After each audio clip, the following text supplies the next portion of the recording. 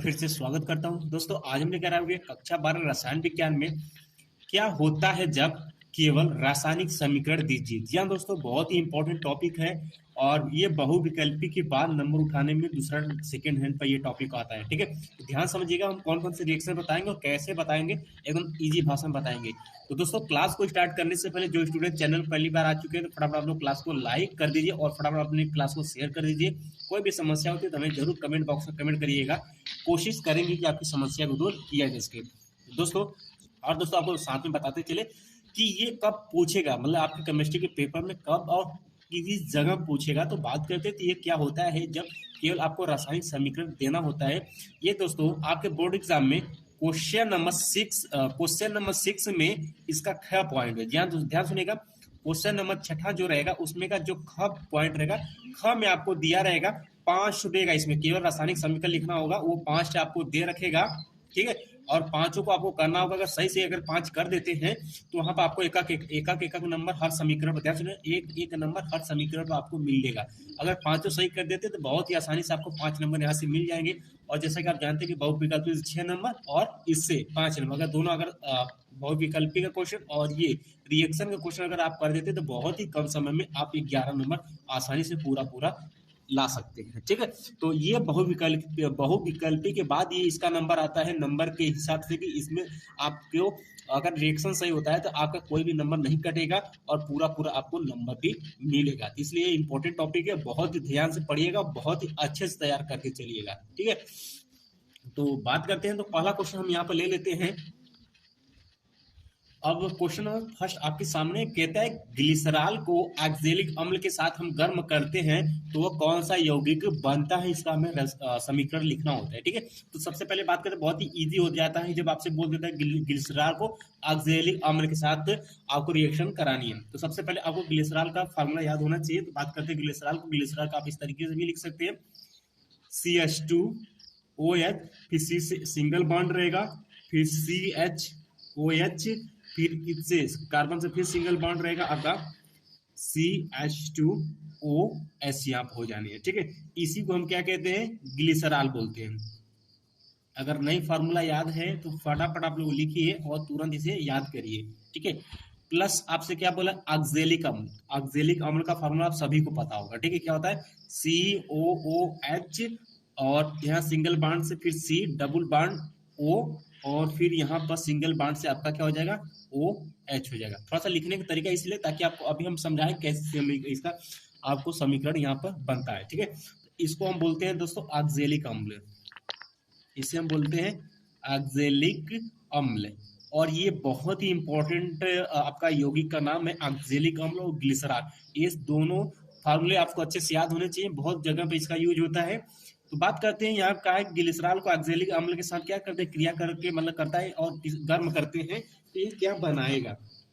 तो अब यहाँ ध्यान दिए, ये कुछ करता नहीं है, ध्यान सुनिए, ये कुछ करता नहीं है, सिर्फ करे क्या कि इस ऑक्जेलिक अम्ल में से OH और इस ग्लिसरॉल में से इस हाइड्रोजन को एक साथ लेकर बाहर निकाल देगा और बाकी सब आपस में क्या हो जाएंगे, जुड़ जाएंगे। बाकी सब आपस में क्या हो जाएंगे, जुड़ जाएंगे। ध्यान समझिए कैसे, अभी हम बताते। देखिए, ये देखिए यहाँ से हाइड्रोजन निकला, यहाँ से OH निकला। ठीक है, ये दोनों आपस में निकल गए तो ये जो बॉन्ड है, ठीक है, ये जो है इससे कौन जुड़ेगा, ये जुड़ेगा और O इसके साथ है तो ये इसके साथ हो जाएगा, मतलब CH2O, फिर उसके बाद ये पूरा आपका समीकरण यहाँ तैयार होगा। कैसे बनेगा ध्यान समझिएगा, ये H2O को हमने बाहर निकाल, देख सकते हैं H2H है तो H2O। ठीक है, इसको बाहर निकाल देते तो ये बनेगा सेम, लिखते चलिए क्या जाएगा, यहाँ से CH2OH है तो CH2OH, फिर सिंगल बॉन्ड से CHOH हो जाएगा, फिर सिंगल बॉन्ड से आपका क्या था, CH2 लिख देते, CH2O है, वो बचा हुआ O और इसका O। ठीक है, ये वाला O, तो डबल बॉन्ड O, फिर आपका क्या है, C आता है C, फिर ये बचा COS, तो यहाँ पे लिख लेंगे हम COOH। ठीक है, ये हो गया। और जो ये यौगिक बनकर आएगा इसका नाम आप सभी को पता होना चाहिए, इसे बोलते हैं ग्लिसरॉल मोनोऑक्सलेट। इसे पढ़ते हैं हम लोग दोस्तों, ग्लिसरॉल मोनो ऑक्सलेट। ठीक है, इसे फटाफट आप लोग नोट कर लीजिए। ये फॉर्मूला होता है, प्लस क्या निकला आपका, देखिए H2O यहाँ से प्लस आप H2O कर देंगे। जैसे बोला है उसी तरीके से आप करेंगे, आसानी से आप सही कर सकते हैं समीकरण, इसमें कोई प्रॉब्लम वाली बात नहीं, ध्यान समझेंगे आप कर जाएंगे जो भी एग्जाम में आएगा। तो ये रहा आपका 2019 में ये क्वेश्चन पूछा जा चुका है और इम्पोर्टेंट क्वेश्चन है, ठीक है।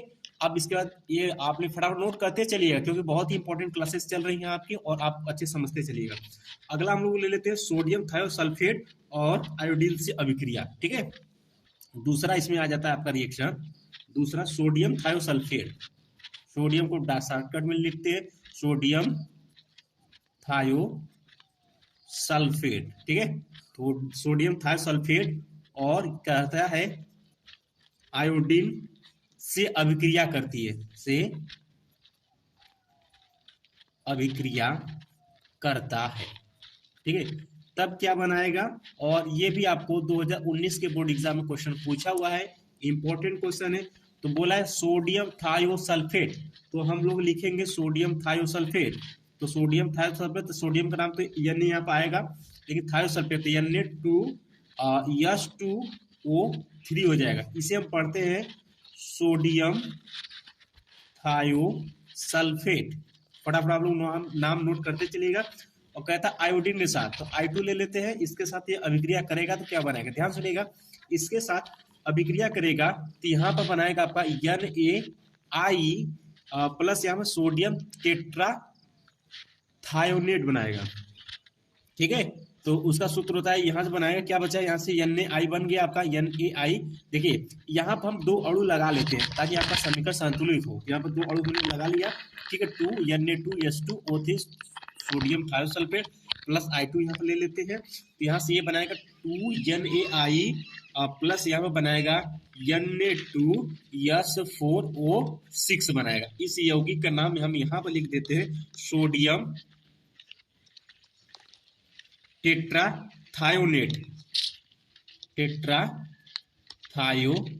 बनाएगा। इसका फार्मूला आपको पता होना चाहिए, सोडियम टेट्राथायोनेट का Na2S4O6 ये बनाएगा, ठीक है। और इंपॉर्टेंट क्वेश्चन है। इसके बाद अब हम अगले क्वेश्चन की तरफ बढ़ते हैं। इसमें तीसरा समीकरण हम लोग ले लेते हैं। कहता है सोडियम हाइड्रोक्साइड, कहता है सोडियम हाइड्रोक्साइड। तो सोडियम हाइड्रोक्साइड का आपको फार्मूला तो पता हो गया होगा कि बिलियन में क्लोरीन गैस, ठीक है, क्लोरीन गैस प्रवाहित की जाती है, तो क्या वो बनाएगा। और ये भी आपका 2019 में क्वेश्चन पूछा हुआ था। आइए इसका समीकरण हम आपको बताते हैं। सोडियम हाइड्रोक्साइड बोला, तो यहाँ पर सोडियम हाइड्रोक्साइड आपको सूत्र पता होना, क्या होता है इसका NaOH होता है, ठीक है। तो यहाँ पर 2NaOH ले लेते हैं समीकरण को संतुलित करने के लिए। और कहता है क्लोरीन गैस, यहाँ पर हम क्या ले लेते हैं Cl2 ले लेते हैं। ये अभिक्रिया दोस्तों करेगा तो यहाँ से ये बनाएगा, पहले तो आपका सोडियम क्लोराइड बनाएगा NaCl बनाएगा, प्लस यहाँ से बनाएगा एक सोडियम बच जाता है और यहाँ पे एक ऑक्सीजन है, तो ऑक्सीजन और NaO आपका एक क्लोरीन यहाँ से बच जाए Cl, ठीक है, NaOCl। अब प्लस क्या बचता है आपका H2O बचता है, यहाँ से H2O बनाएगा। इसलिए तो आप जानते हैं सोडियम क्लोराइड, इसे पढ़ते हैं दोस्तों सोडियम ऑक्सी क्लोराइड, ठीक है, सोडियम ऑक्सी क्लोराइड, ध्यान समझिएगा इसको। तो ये समीकरण इसका रहा। इसके बाद अगले की तरफ बढ़ते हैं। अब इसमें चौथा रिएक्शन हम लोग ले लेते हैं फटाफट। तो चौथा रिएक्शन है आपका कि पीले फास्फोरस